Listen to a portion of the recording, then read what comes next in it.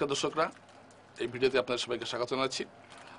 দর্শকরা জানেন যে বাংলাদেশের যে ঘটনাবলী যেটা হচ্ছে এবং সেই ঘটনাবলী নিয়ে এখন সারা ভারত জুড়ে প্রতিবাদ হচ্ছে এবং আজকে যে করিমগঞ্জে একটা বিশাল প্রতিবাদী সভা করেছে সনাতনী ঐক্যমঞ্চ এবং এতে আপনারা একটা ভিডিওটি দেখুন। এখানে আপনারা দেখতে পারবেন যে কিভাবে এখানে প্রতিবাদ জানানো হচ্ছে এবং বাংলাদেশের সীমান্তে বাংলাদেশ চলো অভিযান করা হয়েছিল, বাংলাদেশ সীমান্তে বিক্ষোভটা হয়েছে।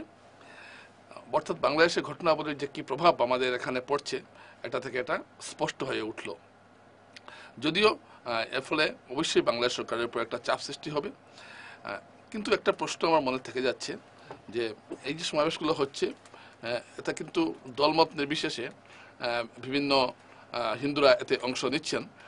আর এখানে যদিও এই যে প্রতিবাদী সভাটা এটা মূলত রাষ্ট্রীয় স্বয়ংসেবক সংঘ, বিশ্ব হিন্দু পরিষদ সহ বিভিন্ন সংগঠন এটা আয়োজন করেছে এবং এর সঙ্গে বিজেপির দল সরাসরি নেই, কিন্তু বিজেপির দলের নেতা কর্মীরা এটার সঙ্গে ওতপ্রোতভাবে জড়িত। দীপায়ন চক্রবর্তী শিলচরের বিধায়ক মিছিল করেছেন, কাঠিগড়াতে মিছিল হয়েছে, করিমগঞ্জে মিছিল হয়েছে, কমলাক্ষ দেবপুর কাস্ত করিমগঞ্জে প্রতিবাদী মিছিল করেছেন। অর্থাৎ এই বিষয়টা নিয়ে একটা বিরাট প্রতিবাদী সভা চলছে এবং আগামী মঙ্গলবার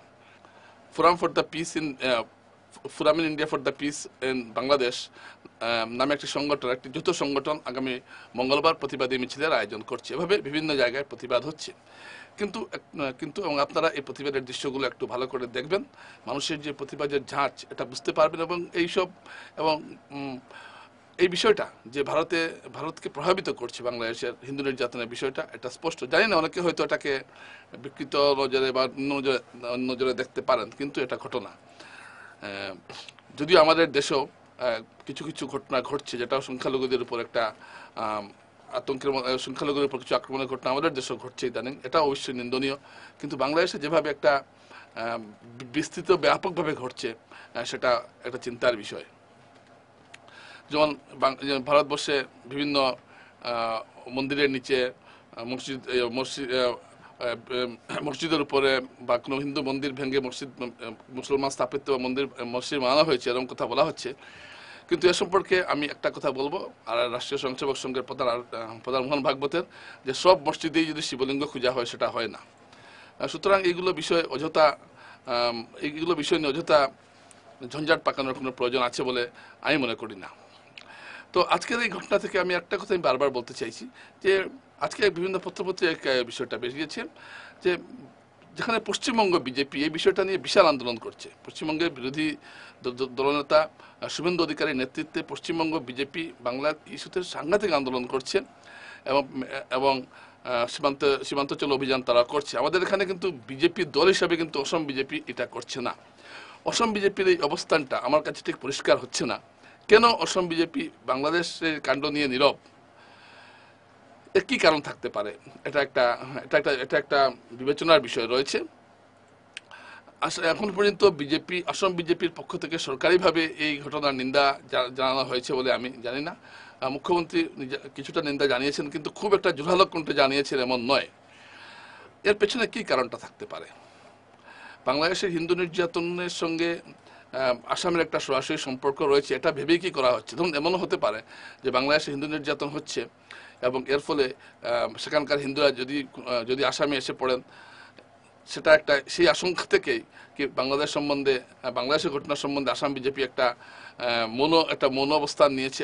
এটা কি কারণ? নাকি মুখ্যমন্ত্রী হিমন্ত বিশ্ব শর্মা বলেছিলেন যে বাংলাদেশের সংখ্যালঘুরা খুব শান্তিতে আছে, সুখে আছে, তিনি বলেছিলেন বাংলাদেশ সফরের পর। সেই জন্যই কি বলছেন না ঠিক বোঝা যাচ্ছে না জিনিসটা। এবং যে ধারণাটা করা যাচ্ছে, আমার যেটা ব্যক্তিগত ধারণা যে বাংলাদেশের ঘটনা, কারণ এটা আসাম বিজেপির জন্য একটা স্পর্শকাতর বিষয়। কারণ আসাম বিজেপির সমস্যা হয়েছে অসমিয়া হিন্দু এবং বাঙালি হিন্দু দুই দলকে নিয়ে তাদের চলতে হচ্ছে। তাই বাংলাদেশের ঘটনার সঙ্গে বাঙালি হিন্দুদের একটা আত্মিক সম্পর্ক রয়েছে যেটা অসমিয়া হিন্দুদের নেই। সুতরাং এই দুটোর মধ্যে একটা ভারসাম্য রাখার জন্যই কি আপাতত একটা নীরব ভূমিকা নিচ্ছে বিজেপি। যদিও আমি দেখছি যে বিজেপি নেতারা প্রবলভাবে নেমে কাজ করছেন এবং তারা এই বিষয়ে বিভিন্ন আন্দোলন সংগঠিত করছেন, কিন্তু ঠিক বিজেপির দলের হয়ে করছেন না। আগেও যে ঘটনা ঘটেছিল গত হাসিনা উচ্ছেদের পর যে হিন্দু নির্যাতন হয়েছিল 3 মাস আগে, তখনও কিন্তু বিজেপি দল হিসাবে কোনো ধরনের প্রতিবাদে সামিল হয়নি বা প্রতিবাদে সামিল হয়নি। এই ঘটনার নিন্দা যেখানে প্রধানমন্ত্রী নরেন্দ্র মোদী থেকে শুরু করে প্রধানমন্ত্রী নরেন্দ্র মোদী করেছেন, পশ্চিমবঙ্গের মুখ্যমন্ত্রী করেছেন, অমিত শাহ করেছেন, কেন্দ্রীয় বিদেশমন্ত্রী করেছেন, জয়শঙ্কর করেছেন, তাহলে আসাম বিজেপির ক্ষেত্রে কি আপত্তিটা রয়েছে? অথচ তারা নিজেরা আন্দোলনে নামছে, নিজেরা আন্দোলন করছেন। এই ঘটনার সঙ্গে আসাম বিজেপি কেন নিজেকে জড়াতে চাইছে না, এটা একটা বড় প্রশ্ন। এর পেছনে কি কারণ থাকতে পারে? এইটা কিন্তু একটা বিরাট প্রশ্ন দেখা দিয়েছে, যেখানে বিজেপির মানুষই বেশি প্রতিবাদে সামিল হচ্ছেন আমাদের বরাক উপত্যকায়, কিন্তু ব্রহ্মপুত্র উপত্যকা বা গৌহাটিতে তেমন বড় প্রতিবাদী সভা হয়েছে, এটা বাঙালি হিন্দুরা করেছেন। এর বাইরে সেই প্রবলভাবে যে একটা প্রতিবাদ হওয়ার কথা, সেটা কিন্তু হচ্ছে না। এটা একটা দেখার বিষয়। এবং এই বিষয়ে আমি ঠিক আপনাদের যেটা বলতে চাইছি যে এই না দেখার পেছনে কি কোনো রাজনৈতিক কারণ রয়েছে, নাকি বিজেপি এখানে দল হিসাবে নিজেকে, আসাম বিজেপি অন্ততপক্ষে এই বিষয়টা থেকে একটু আলাদা রাখতে চাইছে? কারণ যেটা বললাম, যেটা হয়তো অসমিয়া হিন্দুরা যাতে মনক্ষুণ্ণ হন এমন কোনো কাজ করা ঠিক হবে, এটা ঝুঁকিপূর্ণ হয়ে যায় যদি অসমিয়া হিন্দুরা কিছু মনে করে ফেলেন। এটাও একটা হতে হবে। এমনিতেই বিজেপি এই গত 2-3টা নির্বাচনে আমরা দেখেছি অসমিয়া হিন্দুদের ভোট অনেকটাই কম পাচ্ছে। তাই এখন আবার যদি বাংলাদেশ ইস্যুতে যদি বেশি মুখ খুলতে যায়, তাহলে সেটা অন্যভাবে একটা প্রতিক্রিয়া আসতে পারে। সম্ভবত এই ধারণা আজ করেই কি আসাম বিজেপি এখানে খুব একটা সক্রিয় ভূমিকা নিচ্ছে না, এটা একটা বড় প্রশ্ন। তবে না নিলেও, যেটা আমি আবারও বলছি, বিজেপি নেতা কর্মী বিধায়ক সাংসদরা কিন্তু এই ঘটনার প্রতিবাদে সোচ্চার, তারা প্রতিবাদ করছেন। আর একটা কথা তো আর যেটা বলছি, যেটা রইল বাংলাদেশের কথা। বাংলাদেশের যা ঘটছে এটা তো আমি আগেও বলেছি, এটার মতো অত্যন্ত দুঃখজনক ঘটনা ঘটছে বাংলাদেশের যে সরকার সম্পূর্ণ পরিস্থিতি নিয়ন্ত্রণে ব্যর্থ হয়েছে। এখানে প্রশাসন বলে কিছু নেই, যে যার ইচ্ছা করে যাচ্ছে।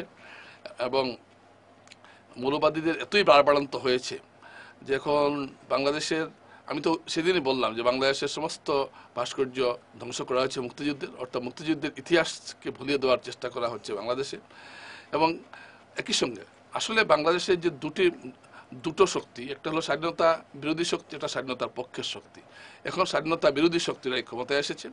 এরা মুখে মুক্তিযুদ্ধের কথা বলছে, কিন্তু ভেতরে অন্য এটাকে বাংলাদেশকে একটা তাদের দৃষ্টিতে একটা ইসলামিক রাষ্ট্রে পরিণত করতে চাইছে। মাজারে ভাঙচুর চলছে নিজেদের মধ্যে, এবং সংখ্যালঘু এবং মুসলমানদের মধ্যে শুধু সংখ্যালঘুদের উপাসনাস্থল ভাঙ্গা নয়, মাজারপন্থী যারা আছেন, যারা মাজারে পীর ফকির যারা মানেন, তাদের উপরেও একটা বিরাট আক্রমণ চলছে বাংলাদেশে।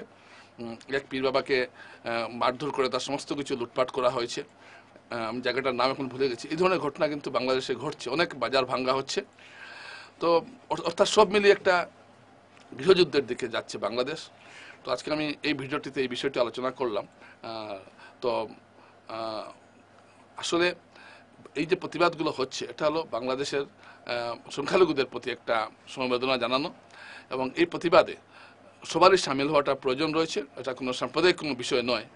একটা রাষ্ট্রের সংখ্যালঘুদের উপর যখন নির্যাতন চলে, সংখ্যালঘুরা সব জায়গায় কম বেশি নির্যাতনের শিকার হন, এটা ঘটনা, এটা দুর্ভাগ্য। সংখ্যালঘু হয়ে জন্মানোটাও একটা দুর্ভাগ্য। এই যে আমরা আসামে আছি, আবার সংখ্যালঘু জায়গায় সংখ্যালঘুর সংজ্ঞা পরিবর্তিত হয়। আপনি যখন সারা ভারতের প্রেক্ষিতে আসামের হিন্দুরা সংখ্যাগুরু, কিন্তু আসামের বাঙালি হিন্দুরা সংখ্যাগুরু, কিন্তু সারা আসামের নিরিখে বাঙালি হিন্দুরা ভাষিক সংখ্যালঘু। অর্থাৎ সংখ্যালঘুর বিভিন্ন জায়গায় বিভিন্ন লোক সংখ্যালঘু হয়ে যায়। সারা ভারতে মুসলমানরা সংখ্যালঘু হলেও জম্মু কাশ্মীরে মুসলমানরা সংখ্যাগুরু। তো এরকম সংখ্যালঘুর সংজ্ঞাও পাল্টায়, কিন্তু যেখানেই সংখ্যালঘুরা আছেন সেখানেই তারা দুর্বলরাই নির্যাতনের শিকার হয়। এটা খুব দুঃখজনক ঘটনা। এটা সভ্য দেশে এ ধরনের ঘটনা চলাটা অত্যন্ত দুঃখজনক। সংখ্যালঘুদের নিরাপত্তা দেওয়াই সংখ্যাগুরুদের দায়িত্ব এবং কর্তব্য। এবং এখান থেকে বোঝা যাচ্ছে কে কত ভালো সরকার চালাবে। টুসনের কথা নয়, সংখ্যালঘুদের নিরাপত্তা দেওয়া প্রত্যেকটি সরকারের কর্তব্য। কারণ আন্তর্জাতিক আইন রয়েছে, আন্তর্জাতিকভাবে আপনাকে চলতে হবে। নিজেরই দেশের নাগরিককে নির্যাতন চালানো একটা সভ্য রাষ্ট্রের পরিপন্থী একটা বিষয়। তাই বাংলাদেশের ঘটনা নিয়ে যে ভারতে আন্দোলন চলছে, এটা চলতে থাকুক, প্রতিবাদ হতে থাকুক, এবং আন্তর্জাতিক মঞ্চে এইসব প্রতিবাদ প্রতিধ্বনিত হোক, এটাই চাইছি। আজকে এইটুকুই। নমস্কার।